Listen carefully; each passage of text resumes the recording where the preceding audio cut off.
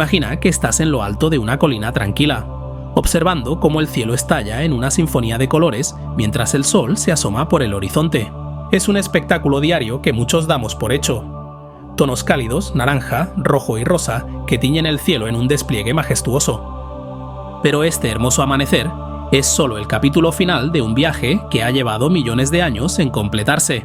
Si seguimos el recorrido de esos fotones desde el momento en que impactan en la retina de tu ojo, atravesando la atmósfera terrestre, cruzando los 150 millones de kilómetros que separan nuestro planeta de su estrella y adentrándonos en las turbulentas capas que la conforman, descubriremos el verdadero origen del calor en tu rostro y de los colores que pintan el cielo. El núcleo del Sol, un reactor nuclear que arde sin descanso desde hace 4.500 millones de años.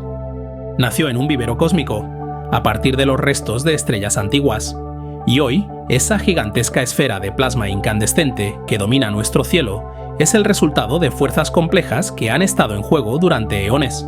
Así que, acompáñame en este viaje en el tiempo, en el que exploraremos el origen del Sol, desentrañaremos las capas que lo componen y trazaremos el mapa de los elementos que forman su estructura. Soy Rafael González y estás viendo Astrum. Sumérgete conmigo en las profundidades de nuestra estrella y descubramos juntos qué secretos se esconden tras su deslumbrante velo de luz y fuego.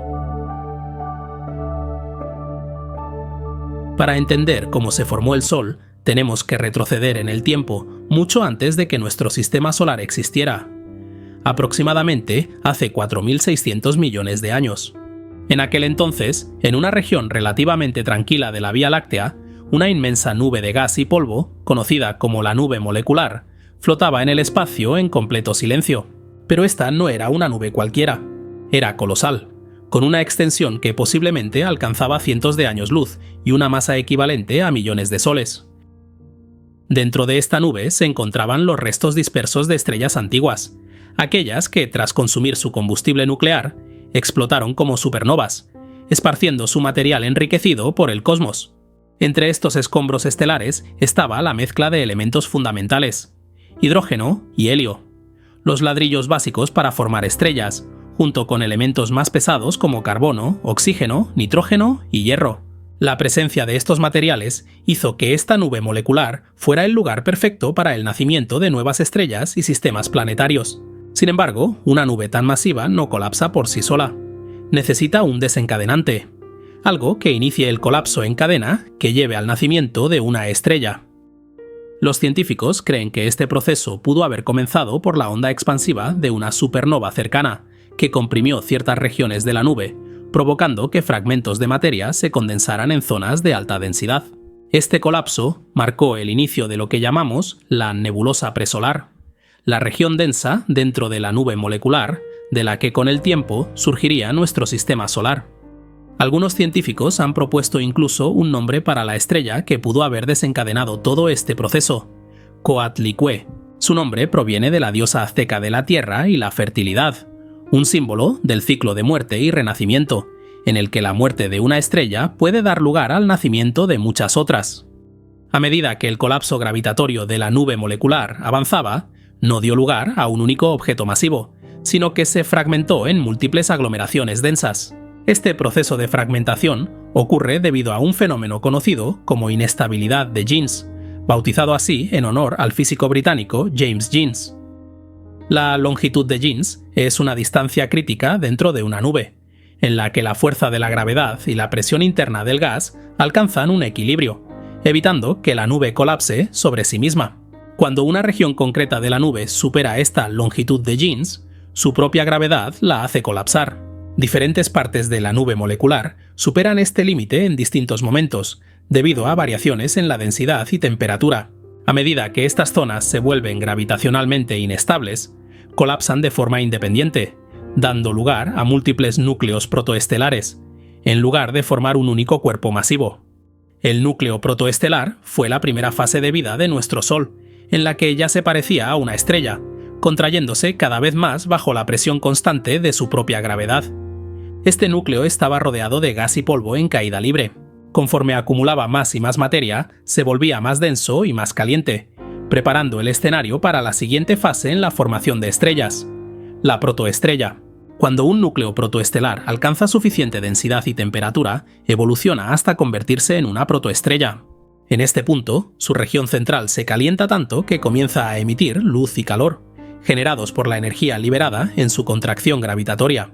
Sin embargo, su núcleo aún no ha alcanzado la temperatura necesaria para iniciar la fusión nuclear. A medida que la protoestrella sigue acumulando materia y aumentando su masa, la presión y la temperatura en su núcleo se disparan.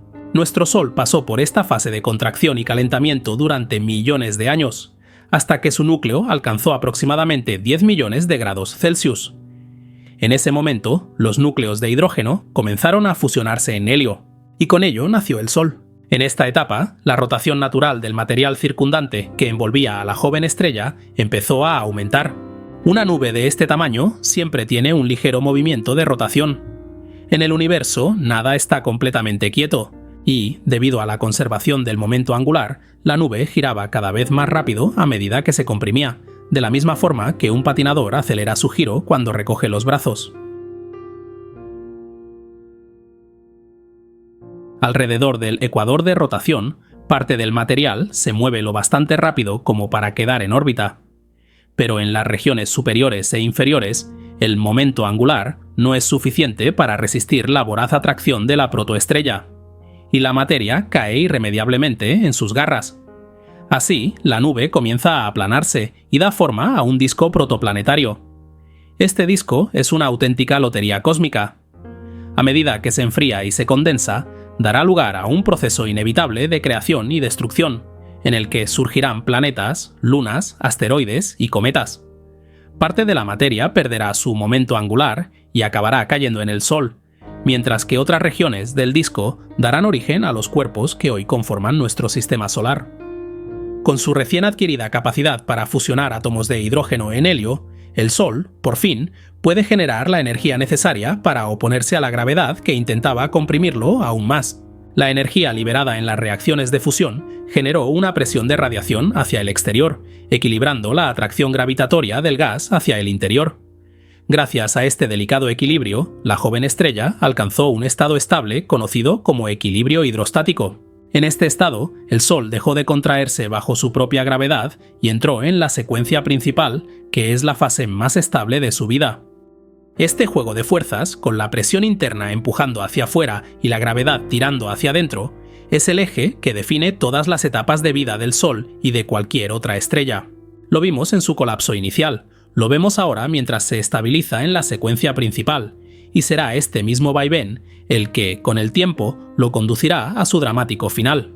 Pero, por ahora, analicemos en detalle el proceso de fusión nuclear y cómo es capaz de mantener estable una estrella tan masiva como el Sol durante miles de millones de años. Para entender cómo ocurre la fusión nuclear en el Sol, tenemos que observar las condiciones extremas que existen en su núcleo. Hoy en día, las temperaturas en su interior alcanzan unos 15 millones de grados Celsius, y las presiones superan en 250.000 millones de veces la de la atmósfera terrestre. En este ardiente caldero cósmico, los átomos de hidrógeno pierden sus electrones, formando un plasma compuesto por protones y electrones libres. Bajo estas condiciones extremas, los protones, que normalmente se repelen debido a sus cargas eléctricas positivas, son forzados a acercarse muchísimo entre sí. La fuerza que impide que se unan es la fuerza de Coulomb, una repulsión electrostática entre partículas con carga positiva. Es exactamente el mismo fenómeno que sientes al intentar juntar los polos iguales de un imán. Vencer esta repulsión es el principal desafío para que ocurra la fusión nuclear. A pesar de la enorme energía cinética que tienen los protones en el núcleo del Sol, la mayoría de las colisiones no son lo suficientemente energéticas como para superar la barrera de Coulomb. En condiciones normales, para que la fuerza nuclear una a los protones, estos necesitarían de una energía inmensa para acercarse lo suficiente. Esta barrera es tan difícil de superar que a principios del siglo XX, los físicos, basándose en la física clásica, llegaron a la conclusión de que la fusión nuclear no debería ocurrir en las temperaturas y presiones que están presentes en el núcleo solar. Para resolver este enigma, necesitábamos un modelo científico capaz de explicar muchos de los fenómenos aparentemente imposibles que observamos en el universo: la mecánica cuántica. La revolución de la mecánica cuántica en la década de 1920 introdujo una idea fascinante. Las partículas pueden comportarse tanto como partículas como ondas. Uno de los fenómenos más sorprendentes de esta teoría es el efecto túnel cuántico, que permite que ciertas partículas atraviesen una barrera incluso cuando, según la física clásica, no tendrían suficiente energía para hacerlo. En el núcleo del Sol, este efecto hace que una pequeña fracción de protones esquive la barrera de Coulomb sin necesidad de superarla directamente. Aunque estos protones no tienen suficiente energía cinética para vencer la repulsión electrostática de forma tradicional, la mecánica cuántica les da una probabilidad de aparecer al otro lado de la barrera. Para visualizar este proceso, imagina un diagrama de la barrera de Coulomb. En él verías una barrera de energía muy alta, que representa la fuerza repulsiva entre dos protones a diferentes distancias. Para superar este obstáculo, haría falta una energía enorme, representada como un pico en el gráfico. Si nos basamos en cálculos de la física clásica, el Sol necesitaría alcanzar miles de millones de grados Celsius para que la fusión fuese posible, una temperatura miles de veces mayor de la que tiene su núcleo actualmente. Pero aquí es donde entra la mecánica cuántica. La onda de probabilidad de un protón le permite atravesar la barrera sin necesidad de escalarla, apareciendo al otro lado como si la barrera nunca hubiera existido. Este efecto túnel es lo que permite que la fusión nuclear ocurra en estrellas como el Sol, a pesar de la aparentemente infranqueable barrera de Coulomb. Una vez que un protón ha conseguido atravesar la barrera y se acerca lo suficiente a otro protón, entrará en acción una fuerza aún más poderosa, la fuerza nuclear. La fuerza nuclear es mucho más intensa que la fuerza de Coulomb, pero solo actúa en distancias extremadamente pequeñas, en el orden de femtómetros. Un femtómetro equivale a 10 a la menos quinceava potencia de metros, que es aproximadamente el tamaño de un protón. Cuando esta fuerza entra en juego, los protones quedan firmemente unidos, pero este es solo el primer paso en una serie de eventos nucleares conocida como la cadena protón-protón. Esta reacción es el mecanismo dominante de fusión en el Sol y en otras estrellas de tamaño similar, y representa aproximadamente el 99% de la producción de energía solar. Todo comienza con la unión de dos protones libres, que forman deuterio, un isótopo pesado del hidrógeno. En este proceso se emite un positrón y un neutrino. Este primer paso es raro pero esencial, ya que permite que la fusión continúe. A continuación, el deuterio se fusiona rápidamente con otro protón, formando helio 3 y liberando un fotón de alta energía, un rayo gamma.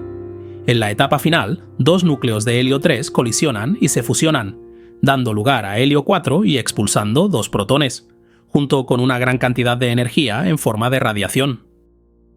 Aunque la cadena protón-protón es el mecanismo de fusión dominante en el Sol, existe otra ruta que juega un papel importante en estrellas más calientes y masivas. Se trata del ciclo CNO, carbono, nitrógeno y oxígeno. En este proceso, los núcleos de carbono, nitrógeno y oxígeno actúan como catalizadores, facilitando la fusión de protones para formar helio. El ciclo CNO es mucho más eficiente a temperaturas más altas, aunque en el caso del Sol solo contribuye en un pequeño porcentaje a la producción de energía. Todo esto se genera gracias a que una pequeña fracción de masa se convierte en energía, tal y como lo describe la famosa ecuación de Einstein, E igual a mc al cuadrado. Durante el proceso de fusión, el núcleo resultante de helio 4 tiene una masa ligeramente menor en comparación a la suma de los cuatro protones originales. Esa masa perdida no desaparece, sino que se transforma en energía que irradia hacia el exterior del Sol. Cada segundo, el Sol convierte aproximadamente 4.300.000 toneladas de su masa en energía. Sí, has oído bien, el Sol está perdiendo masa constantemente. Para ponerlo en perspectiva, esto equivale a que por cada segundo se transforma en energía el peso equivalente a unos 3 millones de coches. Y esta es la energía que alimenta al Sol, iluminando y calentando la Tierra. Pero antes de que estos fotones generados en las reacciones de fusión puedan llegar a la Tierra, al resto del sistema solar e incluso más allá, deben escapar primero del interior caótico del Sol, que se extiende 700.000 kilómetros por encima de ellos. Para entender realmente la complejidad del Sol y sus capas segmentadas, sigamos el viaje de un solo fotón, una partícula de luz, desde el momento en que se crea en una reacción protón-protón hasta que alcanza la superficie. Y este viaje está lejos de ser sencillo.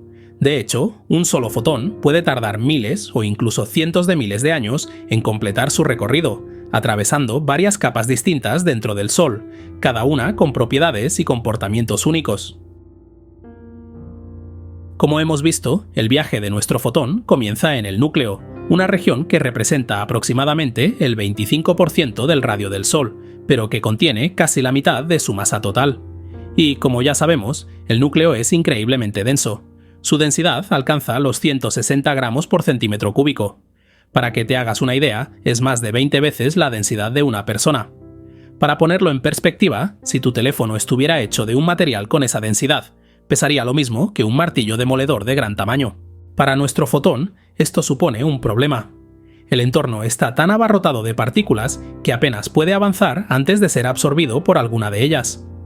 Por supuesto, esa misma partícula lo reemitirá poco después, enviándolo de nuevo al caos del núcleo, donde otra partícula lo atrapará y lo lanzará en una dirección completamente aleatoria.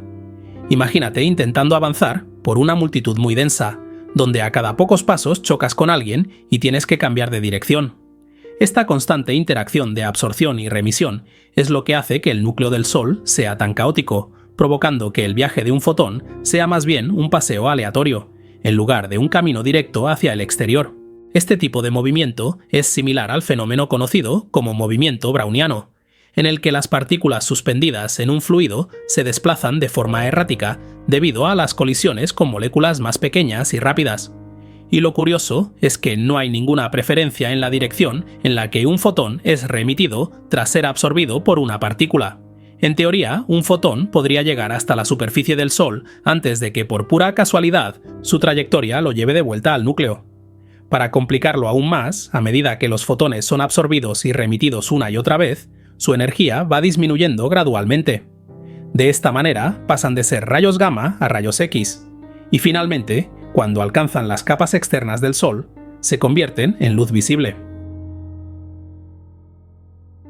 Comprender lo que ocurre en el núcleo del Sol ha sido todo un reto para los astrónomos. El núcleo está completamente oculto tras las capas externas del Sol, lo que significa que no podemos observarlo directamente con ningún tipo de luz. Por eso, los científicos han desarrollado métodos ingeniosos para deducir lo que sucede en ese infierno ardiente que se esconde bajo la superficie. Una de las técnicas más importantes es el estudio de la heliosismología, que analiza las ondas que recorren la superficie del Sol.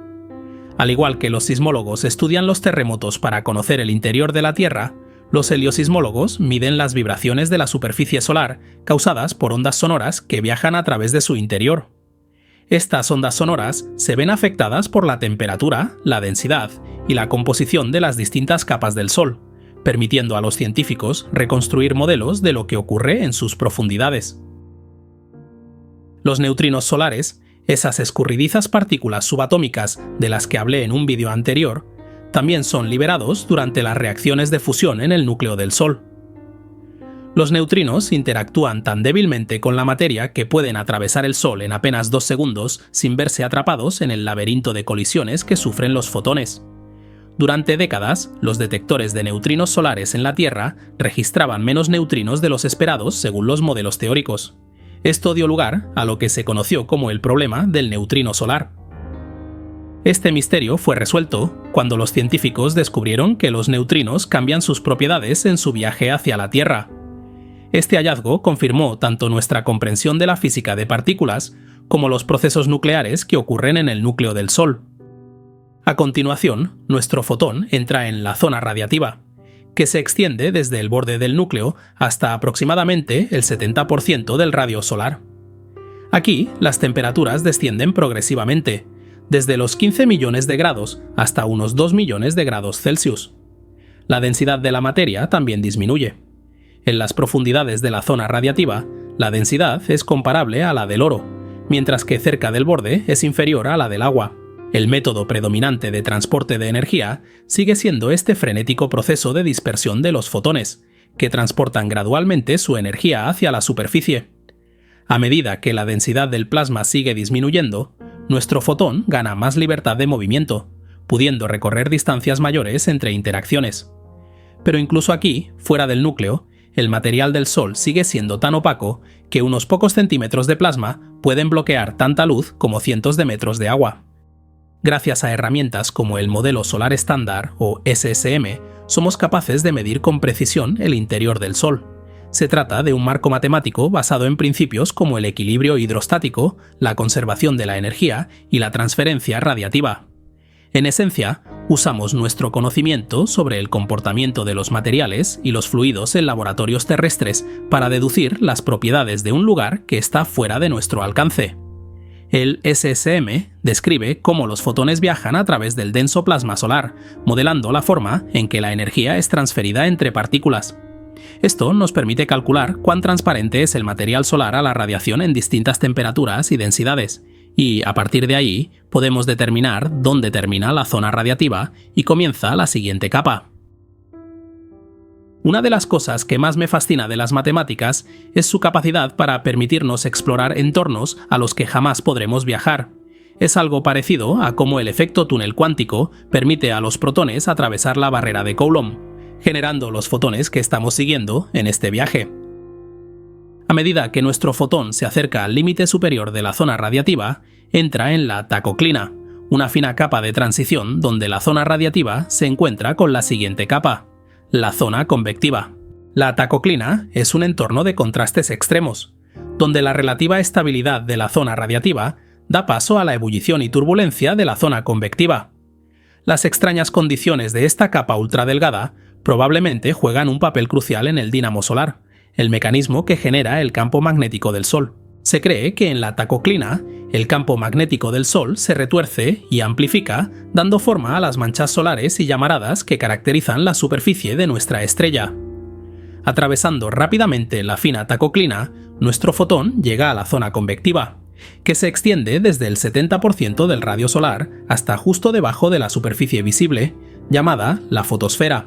Aquí, las temperaturas han descendido por debajo de los 2 millones de grados Celsius. En este punto, el plasma solar ya no es lo suficientemente denso como para transferir eficazmente la energía a través de radiación. En su lugar, el plasma se vuelve inestable y comienza a moverse en enormes corrientes de convección, muy similares al agua hirviendo en una olla. El plasma caliente asciende hacia la superficie en grandes estructuras llamadas gránulos. Estos gránulos, que pueden tener miles de kilómetros de diámetro, emergen con una fuerza impulsada por su flotabilidad, alcanzando velocidades de cientos de metros por segundo. Es como cuando intentas sumergir un balón de playa bajo el agua y de repente escapa con fuerza hacia la superficie. Pero aquí, la magnitud de la energía involucrada es colosal. La fuerza necesaria para mover este volumen de materia contra la gravedad solar equivale a la potencia de 10.000 millones de huracanes. Este proceso convectivo transporta la energía de manera mucho más eficiente que la zona radiativa, creando turbulentas olas de plasma que se agitan sin descanso. He hablado en otro vídeo sobre estas células de convección y los hipnóticos patrones que forman en la superficie del Sol. Este cambio en el mecanismo de transporte de energía es radical. Mientras que en la zona radiativa los fotones aún interactúan con las partículas mediante el proceso de difusión radiativa, en la zona convectiva la energía se mueve principalmente a través de la convección, con plasma caliente que asciende y plasma más frío que desciende. Este movimiento convectivo transporta la energía de manera mucho más eficiente que en la zona radiativa, impulsando el dinamismo de la superficie solar. Al alcanzar la parte superior de la zona convectiva, nuestro fotón es transportado hasta la fotosfera, la superficie visible del Sol. Aquí, las temperaturas han descendido hasta unos 5.500 grados Celsius, y el plasma se ha vuelto lo suficientemente tenue como para que los fotones puedan escapar sin ser constantemente reabsorbidos. Es desde esta delgada capa de aproximadamente 500 kilómetros de profundidad desde donde se emite la luz que vemos del Sol. Por encima de la fotosfera solo queda la corona solar, un entorno fascinante en sí mismo, pero con una densidad 1.000 millones de veces menor que la fotosfera, por lo que no supone un gran obstáculo para nuestros fotones. Es asombroso que un objeto como el Sol, al que muchos describen simplemente como una bola de gas, pueda tener una frontera tan definida. Pero es en la fotosfera donde por fin nuestro fotón se libera. A partir de aquí, viaja a la velocidad de la luz, iniciando su largo viaje a través del vasto espacio. Mientras tanto, nuestro viejo amigo, el neutrino, que se creó en el núcleo del Sol al mismo tiempo que el fotón, hace mucho que ha salido de la Vía Láctea. Desde que el Sol entró en su fase estable de secuencia principal, la fusión nuclear ha ido modificando la estructura de sus capas, aumentando gradualmente su brillo a lo largo de miles de millones de años. Esto se debe a que el proceso de fusión altera inevitablemente la composición, densidad y temperatura del núcleo solar, lo que influye en el comportamiento general del Sol y en su futuro. A medida que el hidrógeno se fusiona en helio, el hidrógeno disponible en el núcleo se agota poco a poco, mientras que las cenizas de helio se acumulan progresivamente. Sin embargo, a diferencia del hidrógeno, que funde con facilidad a las temperaturas actuales del núcleo solar, el helio requiere temperaturas mucho más altas para iniciar su fusión. Conforme aumenta la concentración de helio, el núcleo se vuelve más denso. Los núcleos de helio son más masivos que los de hidrógeno, por lo que a medida que se acumulan, la densidad general del núcleo sigue incrementándose. Al mismo tiempo, como el helio no está fusionándose para generar energía, no contribuye a la presión de radiación que equilibra la intensa atracción gravitatoria del Sol. Como resultado, la gravedad comienza a dominar, provocando que el núcleo se contraiga aún más. Para evitar colapsar bajo su propia gravedad, el Sol necesita aumentar la temperatura de su núcleo a medida que el helio se acumula. El calor extra intensifica la fusión del hidrógeno, ya que la velocidad de reacción de la fusión nuclear es extremadamente sensible a los cambios de temperatura. Este aumento en la actividad de fusión libera más energía, lo que provoca un Sol más brillante y restablece temporalmente el equilibrio entre la gravedad y la presión de radiación. A lo largo de este proceso, la producción de energía del Sol ha aumentado aproximadamente un 30% desde su formación, y esta tendencia continuará durante miles de millones de años, mientras la fusión del hidrógeno siga dominando en el núcleo. En la zona radiativa, las capas se han calentado y se han vuelto más opacas. El incremento de la temperatura del núcleo genera fotones más energéticos que interactúan con mayor frecuencia con el plasma circundante, provocando un caos de colisiones que ralentiza su escape. Como resultado, la zona radiativa se ha vuelto menos eficiente en la transmisión de energía, atrapando los fotones durante más tiempo antes de que puedan continuar su camino hacia el exterior. Mientras tanto, la zona convectiva también ha crecido ligeramente con el tiempo, debido al aumento en la producción de energía. A medida que el Sol siga quemando su combustible de hidrógeno durante los próximos 5.000 millones de años, su núcleo acabará sobrecargado de helio inerte, que ya no podrá mantener la fusión bajo su propia presión. Cuando esto ocurra, el Sol evolucionará hasta convertirse en una gigante roja, expandiéndose de forma dramática y engullendo los planetas más cercanos, incluyendo Mercurio, Venus y posiblemente la Tierra. En esta fase, el núcleo se contraerá y se calentará hasta que alcance una temperatura lo suficientemente alta como para desatar un flash de helio, iniciando la fusión de helio en elementos más pesados, como carbono y oxígeno. Una vez más, el Sol oscilará entre la implacable presión gravitatoria y las fuerzas generadas por la energía de su núcleo, en un delicado equilibrio que definirá su destino. Este proceso creará nuevas capas, haciendo que el Sol se hinche aún más antes de perder sus capas externas y transformarse en una nebulosa planetaria, un espectro fantasmal de lo que fue. El núcleo que quede atrás se enfriará y se desvanecerá lentamente, convirtiéndose en una enana blanca, una brasa densa y del tamaño de la Tierra, el último vestigio de un fuego que alguna vez ardió con intensidad. Esta transformación desde una estrella estable hasta una gigante roja y finalmente una enana blanca es un proceso extraordinario y complejo, lleno de detalles fascinantes que sin duda exploraremos en un futuro vídeo. Pero ahora, para cerrar este viaje que nos ha llevado desde los orígenes más remotos del Sol hasta su interior actual, volvamos a aquella colina tranquila en la que comenzamos contemplando los colores del amanecer. Espero que el próximo amanecer que veas sea un poco más especial. Espero que al ver esos fotones rosados y anaranjados dispersándose una última vez entre las moléculas de la atmósfera terrestre antes de atravesar tus pupilas, recuerdes el increíble viaje que han recorrido. Un viaje que comenzó con el colapso de una gigantesca nube cósmica que dio lugar a un horno estelar donde se forjaron los elementos, y que continuó durante cientos de miles de años luchando por abrirse paso a través de un caldero de plasma solo para regalarte este espectáculo maravilloso. Espero que esta exploración haya profundizado tu aprecio por este milagro diario que a menudo damos por sentado. Y todavía queda mucho más por descubrir sobre nuestra estrella más cercana. desde las transformaciones que sufrirá en el futuro hasta el impacto profundo que tendrá en el destino de nuestro sistema solar. Un fuerte abrazo a los mecenas que me apoyan en mi misión de divulgar la ciencia. Suscríbete y deja un me gusta para apoyar el canal.